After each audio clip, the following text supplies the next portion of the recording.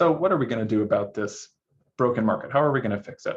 So we know that we want to get to the total quantity to wind up at Q star social. So how are we going to go about getting them from getting ourselves from this Q star private all the way up to Q star social?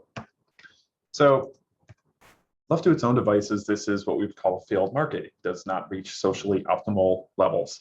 And as we talked about, that means that with private market incentives only, the equilibrium demand only reaches Q star private. That is too low. It is economically inefficient. Economists are unhappy, and that is something everyone should care about. And so let's just do a quick concept check here.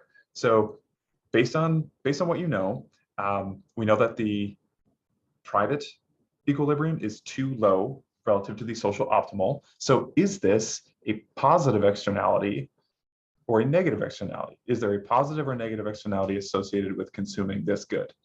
If you were paying attention earlier in the lecture, you should probably be able to do this. Otherwise, pause the video and think for a second. And for those of you who didn't pause the video, I'll just tell you, this is obviously a positive externality because the total social benefits are greater than the total social costs. So when I consume this good, it benefits not just me, but others. So what are we going to do? If we want to fix this market, let's get to the Q star social. We could use guidance from some sort of authority. It could be government, it could be something else. Let's say it's a town council, and we could fix it using a subsidy, which is just really payment for behaving or transacting something. So with this subsidy, then the demand curve or the benefits to consumers, the private benefits, shift upward. They have both the private costs that they had calculated beforehand, as well as the subsidy. And so the subsidy is represented over here by X. So this gap between PS and PC, this represents the amount of the subsidy. And the simplest way to think about it is that it's like a check that the town council writes you for doing something. So you could go get yourself vaccinated, and then the town council says, thank you for doing that, show your proof of vaccination, and we will give you, whatever this X amount is. We could call it maybe $50 or something like that. So even though previously, let's say I had calculated, like, I think that the benefits to me are 100, even though the total social benefits are like 150, I'm only responding to the 100. But now the town council steps in and says, okay, since we know it benefits everybody, we're going to give you $50 if you go in and get your shot.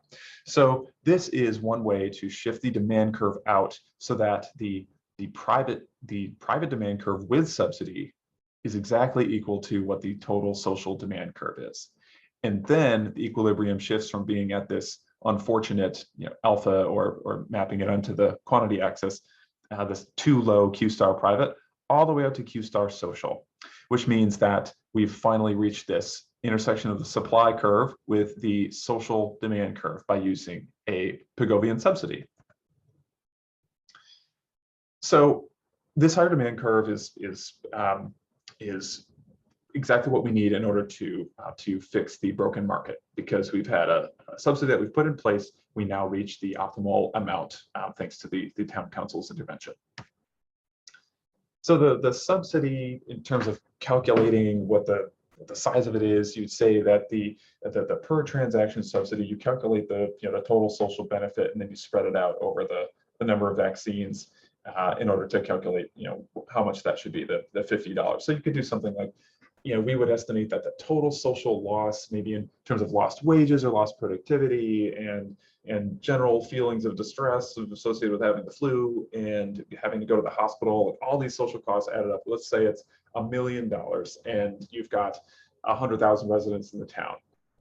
Then you would say that the subsidy that you would want is $10. So 100,000 times 10 is 1 million, and that's how you could ballpark what the subsidy ought to be.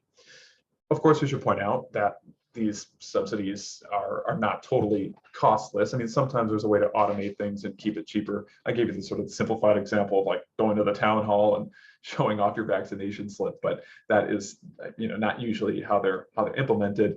And so these subsidies have to come from somewhere, and so governments will raise money for a subsidy through probably general tax revenue, and these taxes could be distortionary.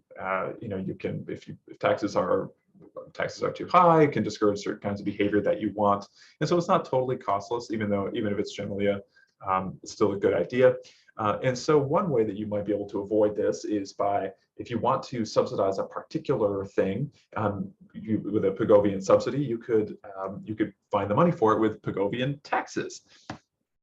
So in the case of Pigovian taxes, you're trying to discourage something. You're taxing something, you're trying to discourage it. And in the market for antibiotics, as we talked about, the social cost is not just the marginal cost of production, how much it costs to manufacture a pill at the factory, but also this greater social cost of antibiotic resistance. And you can calculate that total social cost in a similar way to the way you might calculate a total social benefit from a vaccine. You could measure how much how many additional severe hospitalizations you wind up with because there's antibiotic resistance, or how many additional office visits you have to have, and then there's also, you could try to quantify the fear in the population of superbugs and that kind of thing. That's a negative thing as well. So you could come up with some sort of an estimate for what the total amount of damage is from antibiotic resistance, and then divide that out over the total number of antibiotics to get a sort of a per antibiotic tax on it to figure out how much that tax should be. So in this market, there are more drugs purchased and consumed than are socially optimal. So you want a per dose tax on the supplier to get that alignment between the private supply curve and the social supply curve. So here we are again. Got the demand curve that's stable in this example, and so we've got the supply curve. The cost that producers face prior to the tax is down here, which means that supply curve and the demand curve intersect at alpha, maps onto Q star private on the quantity axis. And what we want to try to do is get rid of this social loss. So we want to rein it back in from Q star private all the way back to Q star social. So we stick a tax in place. You can see that signified by our tau here, our T here. So we stick a tax in place, which helps to correct this problem. So we go from this this supply curve that's prior to the tax.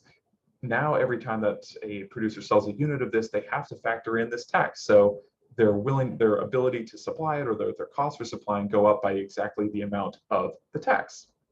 And that means that the new supply curve, or the supply curve after the tax, perfectly matches the social supply curve. And we've got the demand intersecting with the social supply curve here at this point, and you drop that all the way down to the Q axis, and you wind up with Q star social. In other words, you can use this tax to rein in the supply and get to the socially optimal point.